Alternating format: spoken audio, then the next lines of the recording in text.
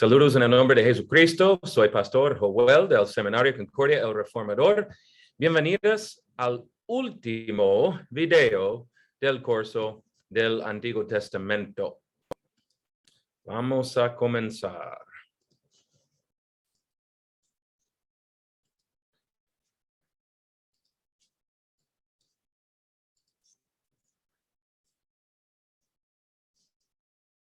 Ok. Hemos llegado a la última unidad, la unidad 8.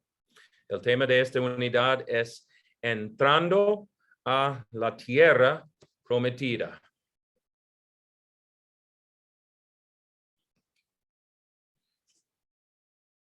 La semana pasada estudiamos el tabernáculo y sus muebles. Aprendimos también del culto de los israelitas, los sacerdotes, sus vestimentas y los días festivos que Jehová Dios mandó. Bueno, hoy concluimos el curso con la entrada de los israelitas a la tierra prometida bajo la liderazgo de Josué. Del libro de Jueces vamos a aprender del ciclo de obediencia y desobediencia de los israelitas y de los jueces que nuestro fiel Dios levantó para salvarlos de sus enemigos y gobernarlos. Para concluir esta unidad y el curso, vamos a repasar las palabras hebreas para darnos un resumen de temas principales del curso. Bueno, unidad 8. Arranquemos. Oremos. Oh Señor Dios, tú guiaste al pueblo de antaño a través del desierto y los llevaste a la tierra prometida.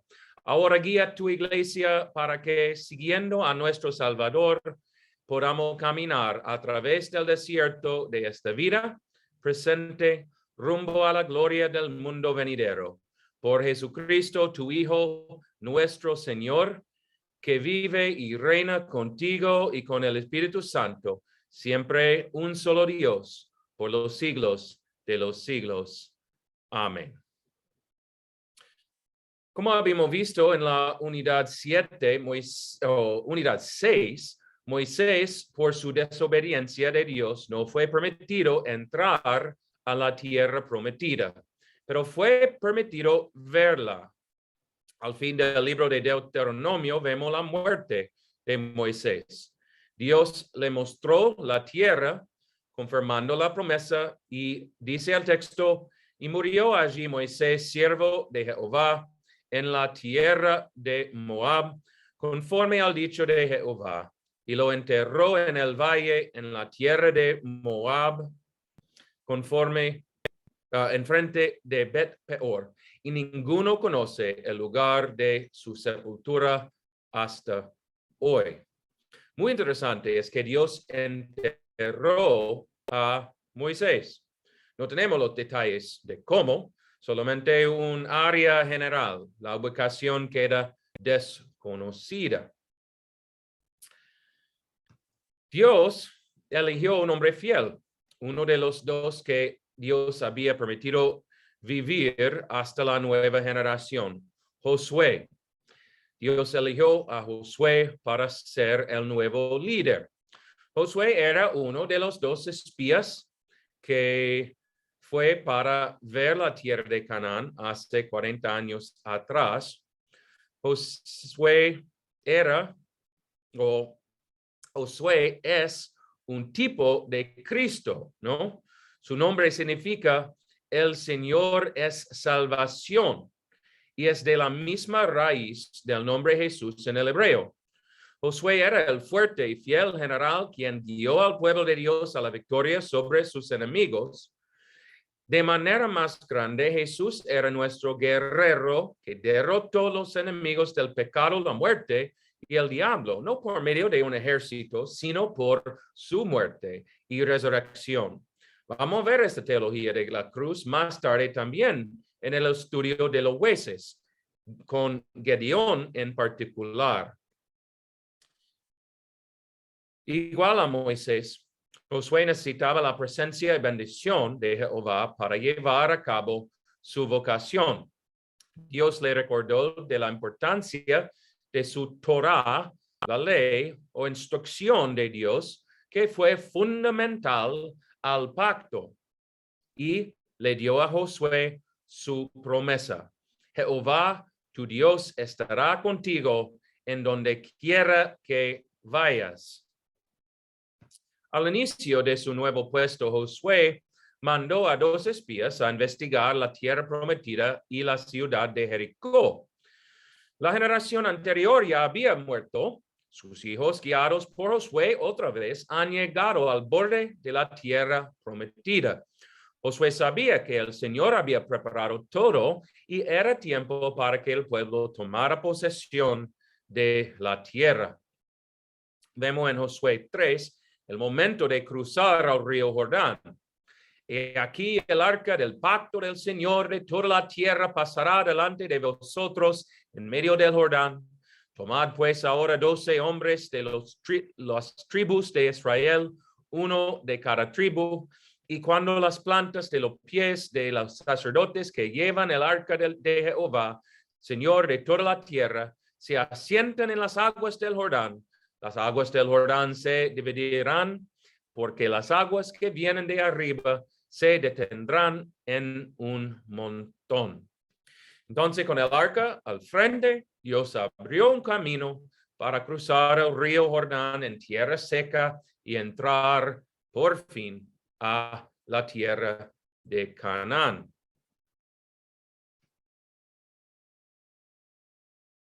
También, en el cruzar del río, por medio de Josué, Dios le dio al pueblo instrucciones muy específicas. Josué ordenó que un hombre de cada tribu sacara una piedra del medio del río y levantaron un monumento conmemorativo para siempre. Dios estaba ordenando a sus hijos levantar memoriales para que ellos no se olviden lo que Él hizo por ellos. Dios quiere que nosotros, su pueblo, aprendamos y enseñemos su palabra de generación a generación. Entonces, es una nueva época para los israelitas. Habiendo entrado a la tierra, había 3 eventos para marcar esta nueva época. Primero es la circuncisión. No había circuncisiones en los 40 años en el desierto. Antes de tomar posesión de la tierra, Dios reinstituyó el signo del pacto. Segunda es la Pascua. La celebración de la Pascua unió a las generaciones actuales y futuras con las que habían ido antes. Las nuevas generaciones se beneficiaron de lo que Dios hizo por su pueblo. Y tercero, es el ceso de maná. El maná del desierto era algo temporario. Ahora Dios proveerá los frutos de la nueva tierra para alimentar a su pueblo. Ahora llegamos a un tema que a veces es difícil entender. Había habitantes en la tierra y, como siempre, Dios no quería que su pueblo se mezclara o se casara con estas naciones extranjeras. Dios sabía que conduciría a la idolatría. Entonces, Dios mandó que eliminaran por completo a las naciones extranjeras. Eso es lo difícil para nosotros entender tantos años después. Entonces, hablamos un poco de las naciones de Canaán. La tierra de Canaán fue habitada por los descendientes de Caín. Ellos eran enemigos de Israel porque habían rechazado a Dios y adoraron a dioses falsos. Y aquí es lo más peor, sus prácticas. Ellos practicaron la idolatría, es decir, la adoración de Baal y otros. Este incluyó el sacrificio humano, incluso el de los niños, también la prostitución sagrada, y en la sociedad la brutalidad e inmoralidad abundaban. ¿Por qué no pudieron vivir conjuntamente en la tierra? Los israelitas no podían vivir en medio de estas naciones y mantenerse santos para cumplir la misión litúrgica que Dios tenía para ellos. Dios manda su juicio tan duro contra los paganos para la protección de sus propios hijos. Jehová tiene un mejor propósito para su pueblo y por eso su pueblo no puede convivir con los incrédulos. Hay que recordar que a través de todo Dios está haciendo algo más grande, ¿no? Para salvar a su pueblo. Algo más grande que establecer una nación en el Medio Oriente. Dios está cumpliendo y llevando a cabo la salvación de todo el mundo. Israel será un pueblo de donde viene el Mesías, el Salvador, para todo el mundo, para derrotar para siempre los enemigos más grandes, el pecado, la muerte y el diablo.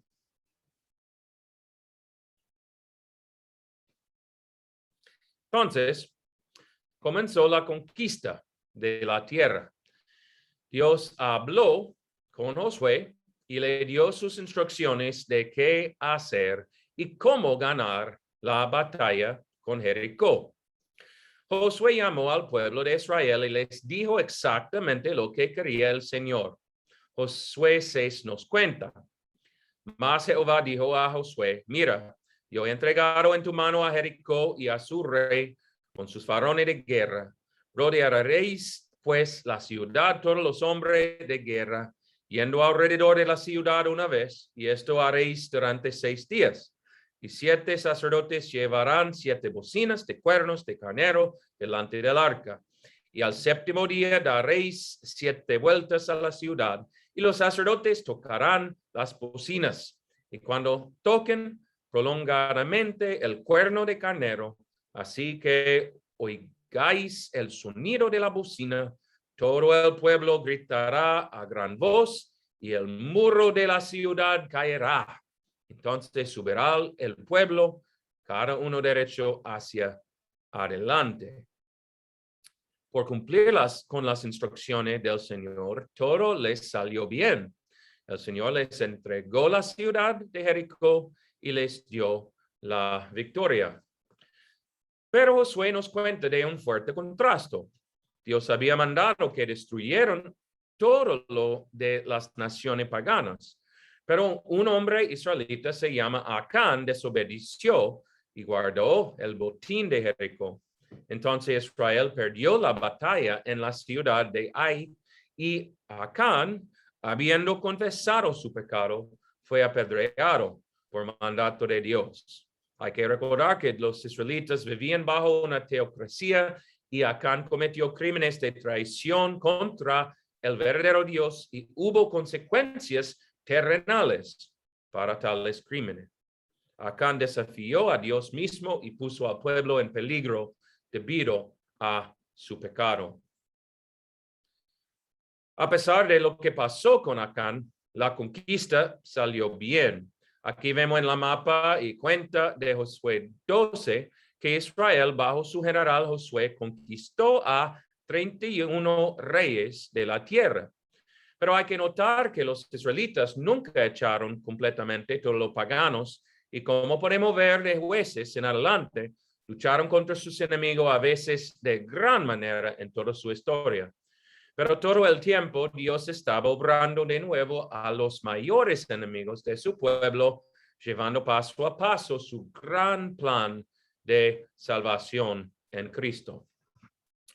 Los israelitas por fin tienen su herencia de la tierra.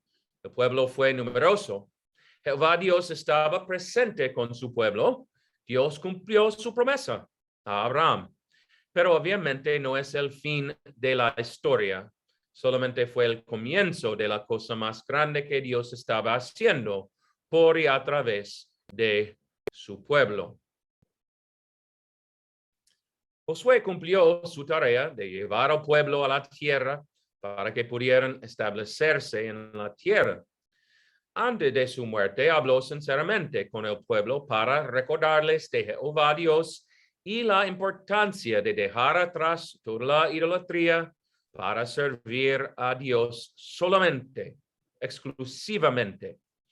Dijo Josué, ahora pues, temed a Jehová y servidle con integridad y en verdad, y quitad de entre vosotros los dioses a los cuales sirvieron vuestros padres al otro lado del río y en Egipto, y servid a Jehová. Y si mal os parece servir a Jehová, escogeos hoy a quien serváis, si a los dioses a quienes sirvieron vuestros padres cuando estuvieron al otro lado del río, o a los dioses de los amorreos en cuya tierra habitáis, pero yo y mi casa serviremos a Jehová. Con eso llegamos a nuestra última palabra hebrea del curso. La palabra es abad. Abad significa servir. Puede ser usado en varios sentidos. Puedo llevar el sentido de esclavitud. La forma del sustantivo de este verbo es la palabra que significa esclavo, eved. El verbo se usa en el sentido de trabajo agrícola o el trabajo que los israelitas hicieron como esclavos en Egipto. Puede ser usado con objetos personales y lleva el sentido de la relación entre amo y siervo. Jacob sirvió a Labán para casarse con Raquel. Un hijo puede abar o servir a su padre. Tiene un aspecto del culto también. En su llamado, Moisés tenía la responsabilidad de sacar el pueblo de Egipto para que pudieran servir abad a Dios en este monte, Éxodo 3. El Salmo 100, versículo 2 dice, servid a Jehová con alegría, venid ante su presencia con regocijo. Y eso realmente es el sentido aquí en el discurso de Josué al pueblo. El diccionario de teología del Antiguo Testamento dice con respecto de la palabra, se trata pues de una disposición religiosa y ética que abarca toda la vida de una persona y que se manifiesta especialmente en la obediencia a los mandamientos. Por supuesto, su antítesis es este sentido aplicado a otros dioses, y es el contraste que vemos aquí en Josué 24. Israel debe servir al Dios que la ha elegido y redimido, o rechazar al Dios verdadero para seguir las prácticas paganas de las naciones. Es irónico también porque por esta opción, es decir, servir a los dioses falsos, los israelitas realmente llegarán a ser esclavos de nuevo. Es irónico. Bueno, en la conclusión de esta unidad, volveré a las palabras hebreas que hemos aprendido y diré más de esta palabra abad para llevar todo a su conclusión. Seguimos. Josué fue un buen líder general de Dios para el pueblo. Fue un buen ejemplo de fidelidad a Dios. Pero como dije, la historia no está terminada con su muerte. El pueblo necesitará uno más grande que Josué, cuya muerte haría satisfacción para todos los pecados del mundo. Eso es claro en lo que sigue en el libro de Jueces, que cubre un periodo muy oscuro para Israel.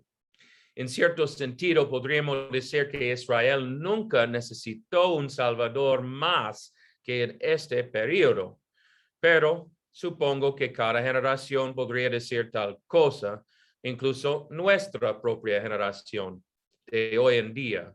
Por eso, junto con la historia de Israel, miramos más allá de la sombra a lo que es por venir en Cristo.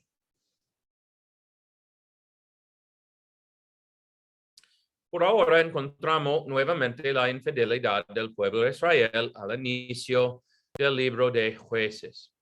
Dice Jueces 2, después los hijos de Israel hicieron lo malo ante los ojos de Jehová y sirvieron a los Baales. Dejaron a Jehová, el Dios de sus padres, que los había sacado de la tierra de Egipto, y se fueron tras otros dioses, los dioses de los pueblos que estaban en sus alrededores, a los cuales adoraron y provocaron a ira a Jehová, y dejaron a Jehová y adoraron a Baal y a Astarot. El primer capítulo de Jueces cuenta cómo siguen en guerra con los enemigos. Israel desobedeció al Señor y no limpió la tierra como él mandó. En vez de exterminar a sus enemigos, Israel empezó a permitir que se quedaron en la tierra, les puso bajo esclavitud y permitían que se mezclaron, casándose entre sí y compartiendo todo. Eventualmente Israel se fue tras de sus ídolos falsos y se olvidó de Dios. La desobediencia de Israel y su idolatría los hizo un pueblo salvaje, sin orden ni paz. Entonces Dios permitió que sus enemigos les atormentaron. Entonces, este nos lleva al ciclo de pecado que vemos vez tras vez en este libro de Jueces. Ellos se olvidan de Dios, caen en el pecado y la idolatría, encienden la ira del Señor y Dios permite que sus enemigos se levanten contra ellos y caen en la esclavitud. Ellos claman al Señor, llorando, orando y pidiendo ayuda. Dios les contesta, mandando un juez. El juez libra a Israel y los guía en un tiempo de paz y servicio al Señor. Sin embargo, ellos se olvidan de Dios y vuelven al número 1, el pecado y idolatría. Tal vez estén familiarizados con alguna de las historias de los jueces, como Gedeón o Sansón, pero debemos responder a la pregunta de ¿qué es un juez? Dice Jueces 2, y Jehová levantó jueces que los librasen de mano de los que les despojaban, pero tampoco oyeron a sus jueces, sino que fueron tras dioses ajenos a los cuales adoraron, se apartaron pronto del camino en que anduvieron sus padres, obedeciendo a los mandamientos de Jehová. Ellos no hicieron así. Y cuando Jehová les levantaba jueces, Jehová estaba con el juez y los libraba de mano de los enemigos todo el tiempo de aquel juez, porque Jehová era movido a misericordia por sus gemidos a causa de lo que los oprimían y afligían. Mas acontecía que al morir el juez, ellos volvían atrás y se corrompían más que sus padres, siguiendo a dioses ajenos para servirles, e inclinándose delante de ellos, y no se apartaban de sus obras ni de su obstinado camino. Wow. La palabra hebrea usada para jueces es shofetim. Y como Lutero dice, puede ser traducida como gobernador o magistrado. El oficio del juez era un salvador. En el oficio del juez vemos que era un salvador quien juzgaba al pueblo de Israel y lo volvía al Señor. Existía porque el pueblo se olvidó de Dios y fue oprimido por sus enemigos como castigo. Más tarde será este oficio será reemplazado por el oficio del rey. Eran 6 jueces mayores y 6 menores. Se encuentran 2 más en el libro de 1 Samuel. El tiempo de los jueces fue de aproximadamente 410 años. Debo decir también que algunos eran jueces durante el mismo tiempo en diferentes partes de la tierra. Ya que el oficio de juez fue reemplazado por el oficio del rey, Cristo es el juez mayor, quien cumple el oficio a toda perfección, salva al pueblo Israel en la batalla final con el diablo, juzga a los que no tienen fe y no confían en él, y gobierna con el orden del Señor, dándonos paz con Dios. Cristo se convirtió en el Rey de los Reyes por dar su vida para la salvación de su pueblo, y como juez volverá para juzgar a los vivos y a los muertos, como confesamos en el credo. En la siguiente tabla vemos todos los jueces que gobernaron al pueblo de Israel, incluso los dos de 1 Samuel, Elí y Samuel. Ciertamente reconoces nombres como Sansón y Gedeón, y tal vez incluso Deborah, pero los demás a menudo se pasan por alto rápidamente. Algunas de sus historias no están completamente contadas y solo abarcan 2 o 3 versículos de un capítulo en el libro de Jueces. Desafortunadamente, solo tenemos tiempo para cubrir a Gedeón, allí en rojo, en este curso. Pero te animo a que vuelvas al libro de los Jueces y leas de nuevo las historias de los demás. Lean la historia de la mujer Yael, que mató al comandante cananeo Sísara, clavándole una estaca en la cabeza con un mazo.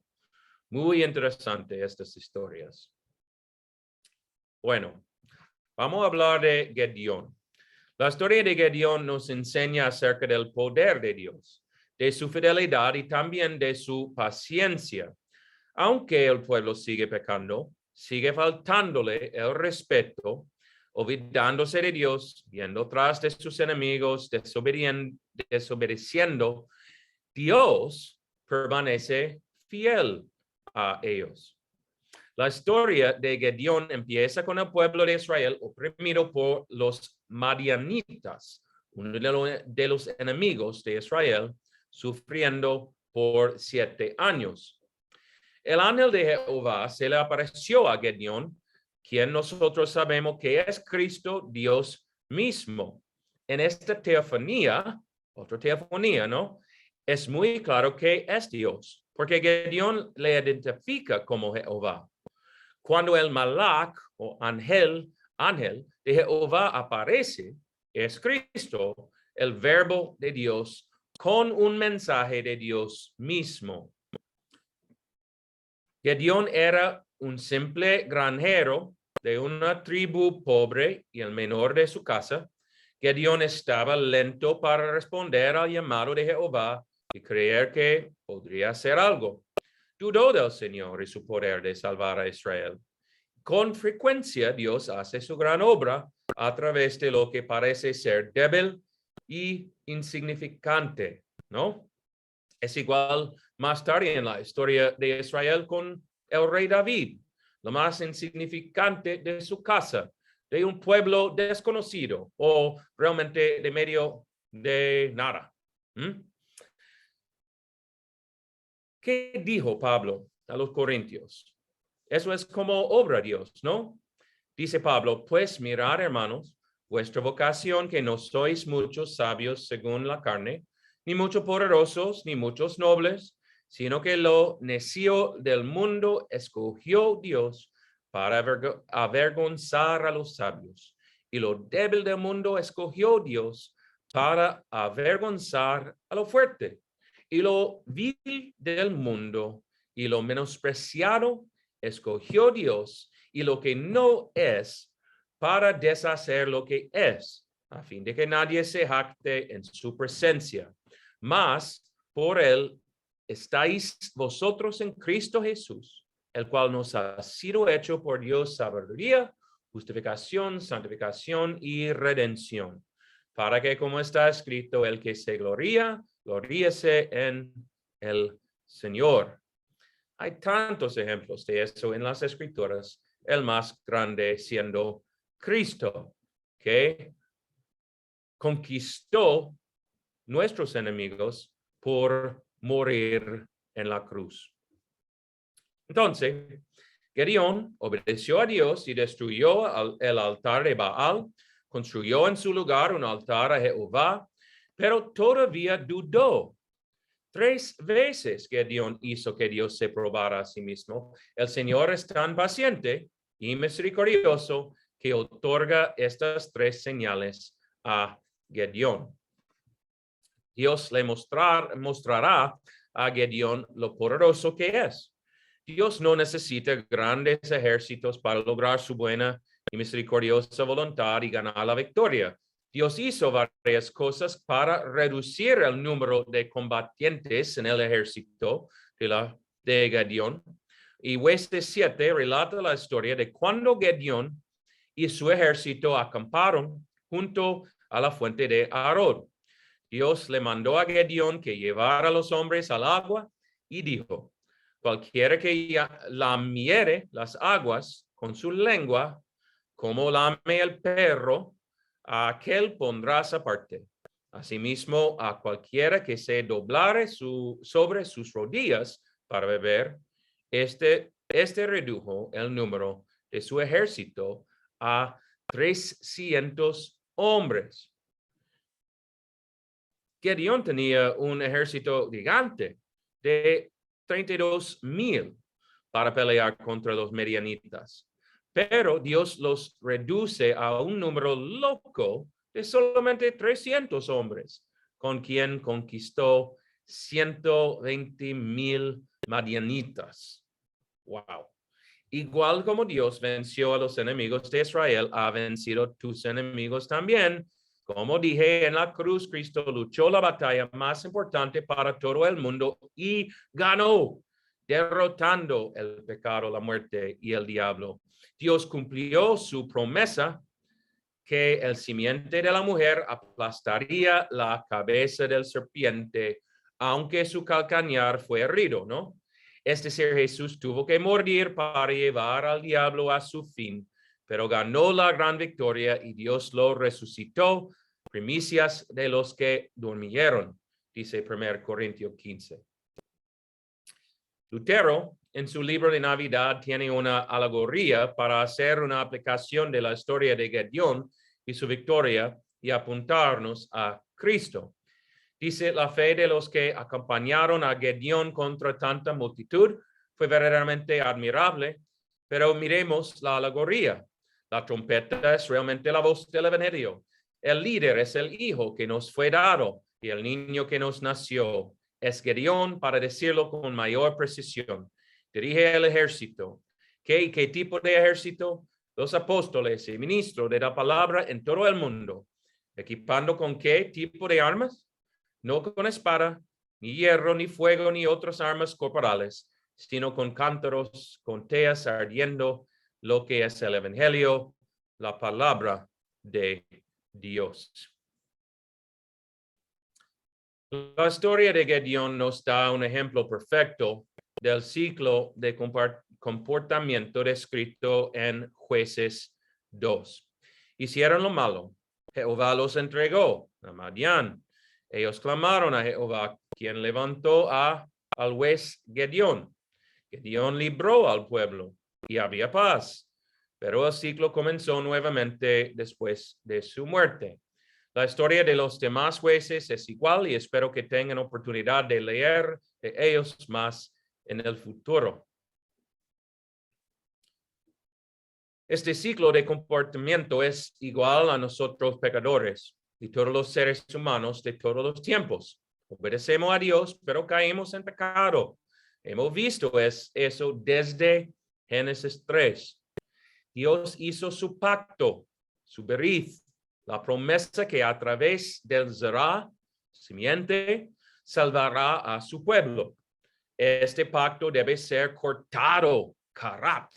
Es decir, requiere el derramamiento de sangre y la muerte, no solamente de animales, sino más grande, quizás inicialmente, pero últimamente del sacrificio del Hijo de Dios, Jesucristo.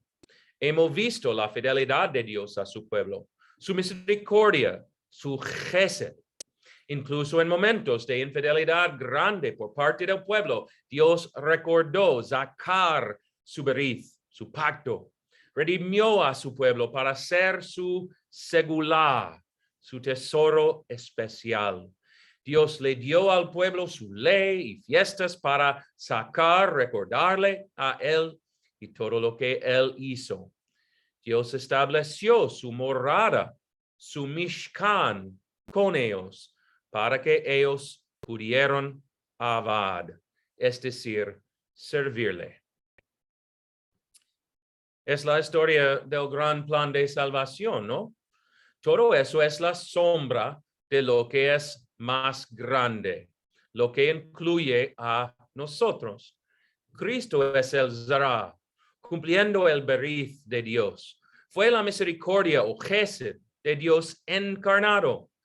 Fue cortada, crucificado para ser el único sacrificio para reconciliarnos y llevarnos a nuestro Dios y ser su segula, su tesoro especial.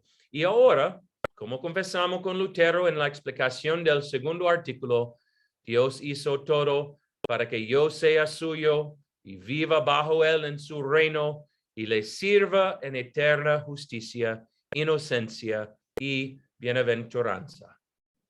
El que te recuerda a ti, todavía sirve a ti, ¿no?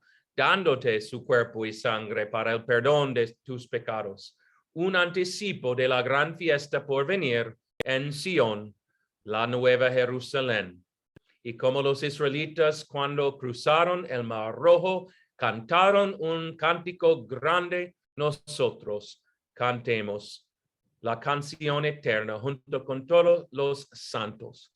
Tú eres el nuevo Israel por medio del bautismo, el pueblo de Dios, su tesoro especial, su segula para siempre. Dios ha hecho su morada contigo en Cristo y está contigo todos los días hasta el fin.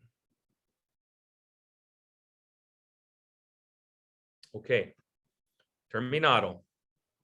Bueno, hemos empezado con Génesis y ahora terminamos con Jueces. Hay mucho más del Antiguo Testamento que vamos a ver en el futuro y vamos a ver el mismo ciclo con el pueblo de Dios, pero también vamos a ver de manera más grande la fidelidad de Dios, quien envió a su Hijo Jesucristo para morir por ti en la cruz y para llevarte a la eternidad con Él para siempre.